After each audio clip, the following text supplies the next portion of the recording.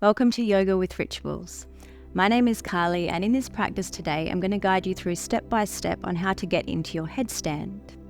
I know what you're thinking. I remember the first time that I tried to practice headstand and the teacher demonstrated it at the beginning of the class, and I thought, I'll never be able to do that. And then 30 minutes later, I was doing it. So this is a pose that can be really liberating in your body. It really helps to build strength for the shoulders, the core. It's also a balancing pose, so we're really focused on being present in our body and in our breath. So let's get started.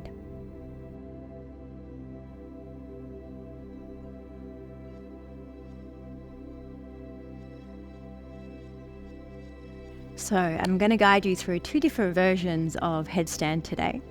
To begin, we're going to start in a Navasana, so our boat pose. So this is really important to build strength through our core. Whenever we're working with inversions, we really want to be nice and tight and strong in our core. So just start by reaching the arms forward, rolling the shoulders back, finding a long spine, and then squeeze your knees towards your chest, really feeling that compression through your hips and your belly, and then float your feet off the floor. Take a deep breath in, squeeze your knees to your chest, and then exhale, lower down. We're going to repeat this 10 times. Squeeze knees to chest, exhale, lower, 3, lower, 4, lower, 5, 6, 7, 8, 9, 10. Hold here. Strain your legs, point your toes, squeeze your quads. Really feeling the strength in your deep core stabilizers here. One more breath. And then release. Come onto your hands and your knees. So when we're working with our headstand, we're going to be finding this shape. So you want to really focus on pressing down through your forearms. So you want your forearms to be really active when you're in your headstand. So before we come into our headstand, bring your forearms to the floor and send your feet back, coming into your forearm plank. And I want you to really feel the sensation of pressing into your forearms to elevate a little more through your shoulders. Draw your ribs towards your hips. And just feeling the strength in your core here. This is also a great exercise for building strength through the core. And also feeling strength in the shoulders. One more breath. And then start to walk your feet towards your elbows. So coming into your dolphin pose.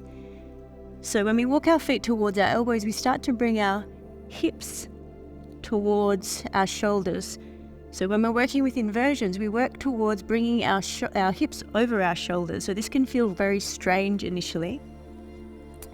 So just start to get a little bit more familiar with this sensation of holding weight in the forearms.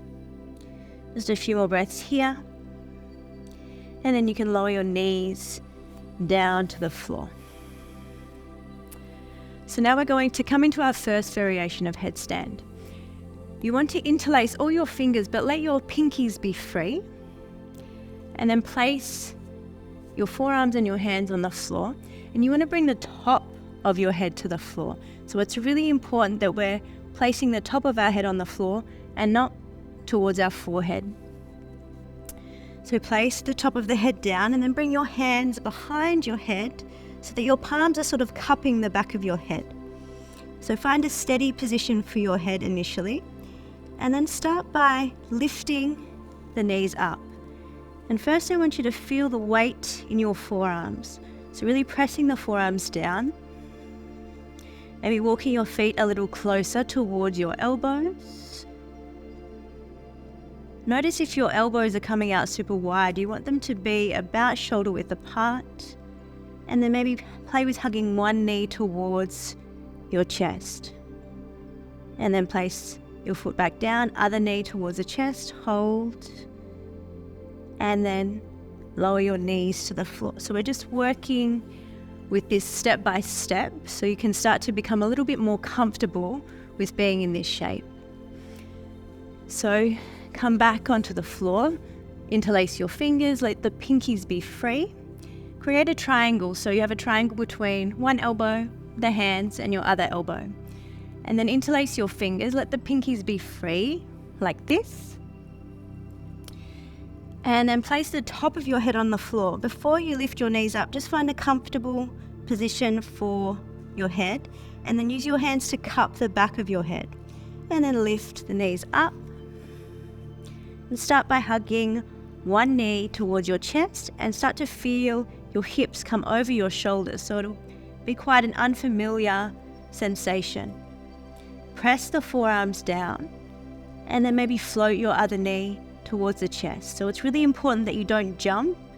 You want to squeeze your knees towards your chest. And then maybe start to extend the legs up. Keep your legs together and keep pressing into your forearms to help you to balance here. Find steadiness with the breath.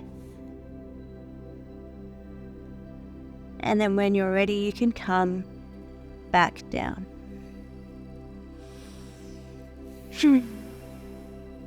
So that's the first version of our headstand. The second version that we're going to work with is a tripod headstand. So this one might be a little bit more accessible depending on the mobility of your shoulders. So with tripod headstand, we place our hands on the floor, and like we made a triangle in our first headstand, we want to do the same with our tripod. But instead, the triangle is coming from our hands, and then our head comes to the tip of the triangle. So start by placing the top of the head on the floor. Find a comfortable position, so you want to find really the top of your head, not your forehead. And then lift the legs up. Maybe stay here. Maybe bring one knee to your tricep. Press into the hands. Maybe bring the other knee to your tricep, and then maybe start to extend your legs up towards the ceiling. So like I said, depending on your shoulder mobility, this one might be a bit more accessible for you. It's just really nice to find a shape that allows you to feel the sensation of being upside down. And then to come back out, maybe bring one knee to your tricep, then the other, and then lowering.